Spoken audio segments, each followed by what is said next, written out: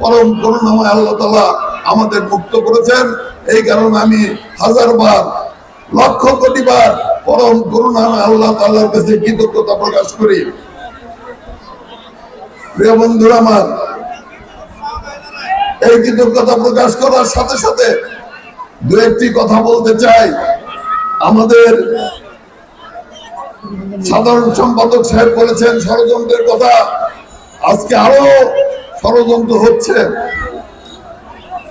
Media গুলো আজকে আমাদের অবস্থান এমন ভাবে তুলে ধরতে চাচ্ছেন যাতে আবার একটি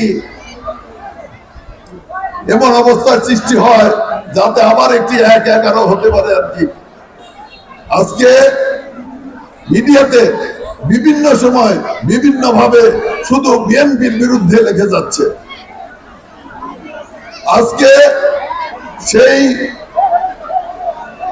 সমস্ত বন্ধুদেরকে আমরা অনুরোধ করব যে বিগত ১৫ বছর ১৭ বছর আপনারা লক্ষ্য করেছেন কি অবস্থার মধ্য দিয়ে আপনারা কাজ করেছেন আর এখন কি অবস্থার মধ্য দিয়ে কাজ করছেন।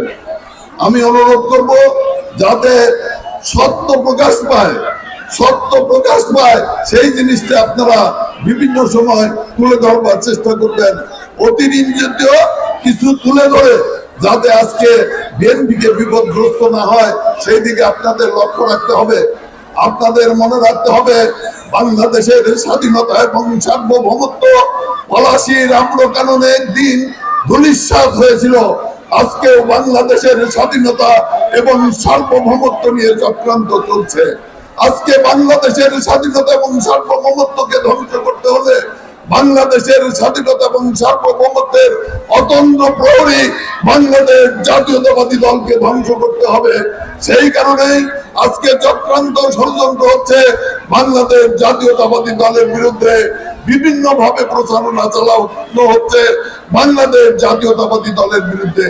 কাজে এই ইফতার মাহফিলে আপনাদের কাছে অনুরোধ জানাবো যে আগামী দিনে যতই কঠিন অবস্থা হোক না কেন, যতই বিপদগ্রস্ত আমরা হই না কেন, আমরা যাতে ঐক্যবদ্ধ ভাবে এই বাংলাদেশের স্বাধীনতা, বাংলাদেশের সার্বভৌমত্ব, বাংলাদেশের ইজ্জতকে আমরা রক্ষা করতে পারি সেই ব্যাপারে আপনাদের দৃষ্টি রাখতে হবে, ঐক্যবদ্ধ ভাবে কাজ করতে হবে।